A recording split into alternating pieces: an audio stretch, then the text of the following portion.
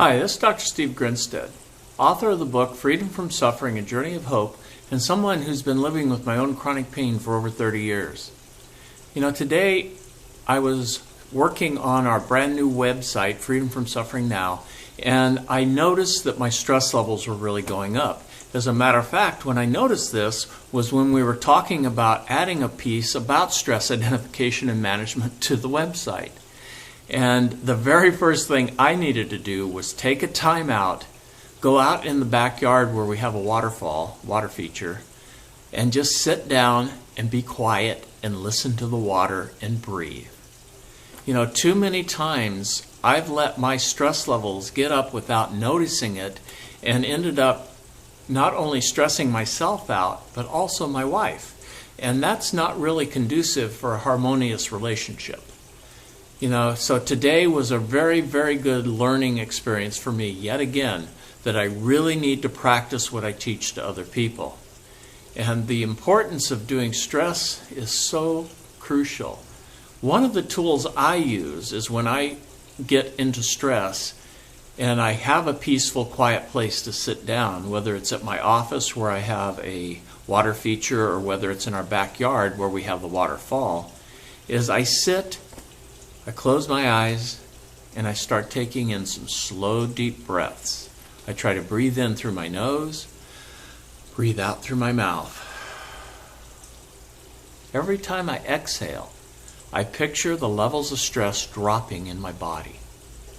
Every time I inhale, I visualize I'm breathing in energy to fuel my brain, to relax my body, and evoke what's called a relaxation response.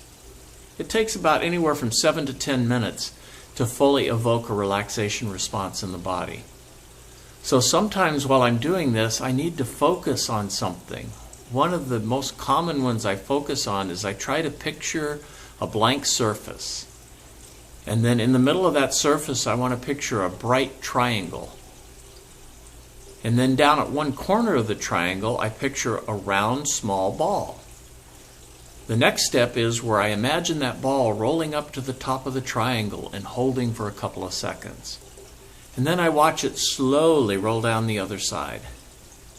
And then I combine that motion of the ball rolling up when I'm breathing in through my nose. As I'm holding my breath, I hold the ball on top. And as I exhale, I let the ball slowly roll down the other side. And then the last piece is to help me keep focused is while I'm breathing in through my nose and watching the ball roll up, I'm saying to myself in my head, I am. And as I'm breathing out and rolling the ball down, I say to myself, relaxing. Or other phrases work sometimes too. This too shall pass. Let go, let God. It doesn't matter the words. It's just focusing. This is a very, very simple form of meditation I've learned to do over the years. And it's a guided imagery exercise I do with my patients often to get them to evoke a relaxation response in their body. Stress is something that's part of the human condition. The adaptation response to stress is hardwired into us. As a matter of fact, it's part of the fight, flight, freeze, survival track.